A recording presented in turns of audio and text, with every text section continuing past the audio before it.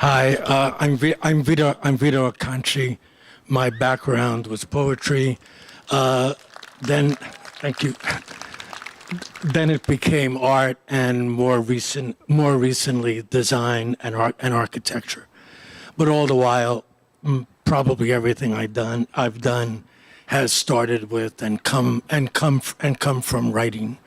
So what I'm going to read today are two attempts at a kind of architecture in words only. A research station, Antarctica, 2004, for your ears only. Come into the dark. We can't see anything. We've never been to Antarctica. There's nothing to remember. Slip inside an Antarctica of the mind. In the dark, we lie back and sleep. We dream of Antarctica. But then we pinch ourselves and we know we're not dreaming. We are seeing something after all. We're seeing all there is to see. It's dark here 1/6 of the year. It's almost dark another third of the year. So let's build a building of light. It could be a bundle of light, loops of light, or it could be points of light, the ends of extending tubes of light, like periscopes of light. When a plane comes in, these lights guide the landing.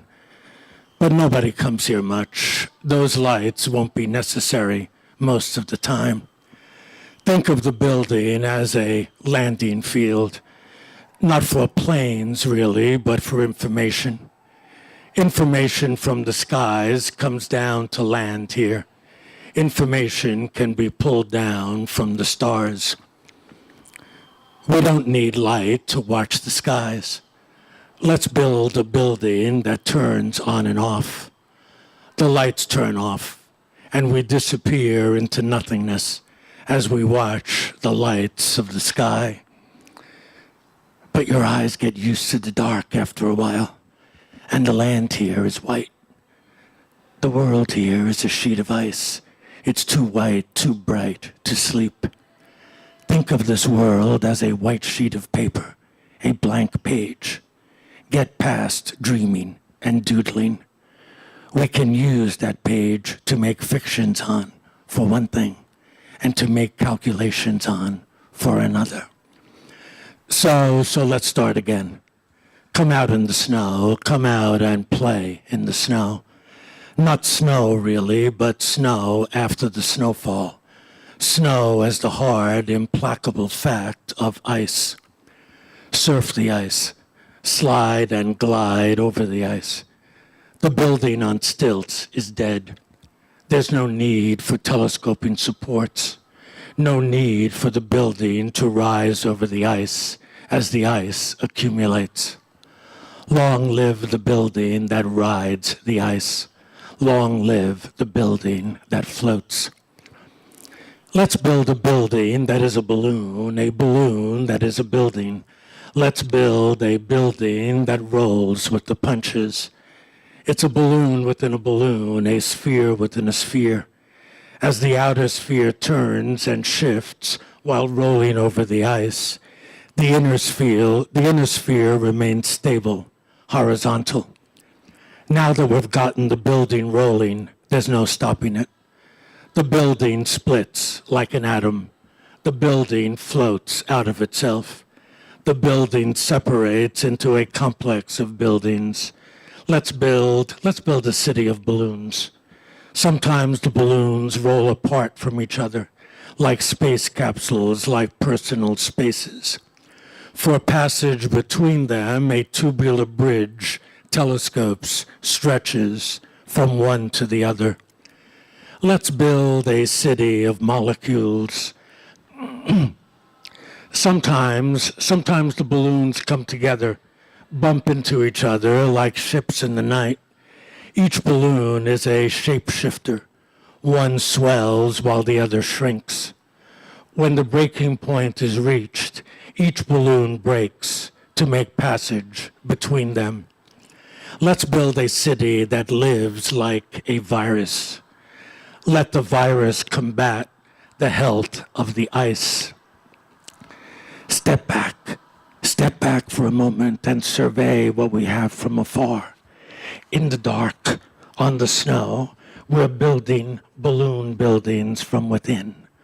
When one balloon building melds for the time being with the other, the colored lights of one swirl through the colored lights of the other, and vice versa. What level of impact is required? How much energy is spent? Think, analyze, diagram, calculate. But we're getting woozy, our skin is numb, our muscles and joints are numb, our minds are numb. It's too cold to think here. Let's begin again. Brave the cold, come outside into the cold. Let's build a complex of buildings that have skin like an animal. Since these skins will be manufactured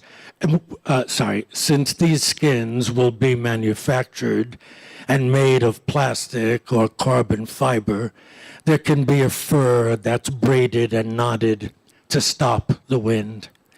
A seal skin that's pleated, folded, corrugated to divert the wind. A reptile skin that's flexible, pliable enough to be pushed in and pulled out to trap the wind, repel the wind. Let's build a building that wraps around itself. A building that swallows itself. A building that turns inside out of itself. Fixed within frost, in the face of the wind, we go into the buildings and live as if in the middle of a raging ocean. We were inside the belly of a whale. That was in 2004. I want to read one maybe shorter thing. Thank you. This was written in 2006. New housing, Beaumont, south of France, for your ears only. Here we are at the possible beginning of a project. Here we are in the mountains. On the one hand, we're so high up, we're feeling woozy. We're getting lightheaded. On the other hand, we're in the land of farmers. We're on a ground of stone and rock. We come face to face with hard-headed reality. Before we left, someone in New York who knew the place said, "Look at the mountains as you approach them. Look with your eyes, and the mountains are green. But then look again. This time look with your mind, and now the mountains are blue." I looked with my mind. I followed somebody else's mind. Come into my mind. When you see the mountains in close-up, when you're much too close to see from afar, you're in the middle of rocks and browns and greens. The only blue is the sky. You're on the top of a slope, but there's another slope beyond. You're outside, but it's as if you're in a cave. You're out in the open, but protected by the wall of a slope. It's as if you've come home. We can't just throw a house down here. We can't just build a house up anywhere. We wouldn't want to. It would roll down the hill. We have to coax a house out of the ground. Let the house roll out of the hill, slip out of the hill, slope out of the hill. At the same time, we can't build a house from another time. We can build from there, but we can't build from then. We can only build from now. The land remains, but times have changed. Of course, the land can stand up to the changing time, but all the while, the changing time rethinks the land, redoes the land, renews the land. We can't build like animals. That's not to say we can necessarily build better than animals, but we can't help building differently than animals.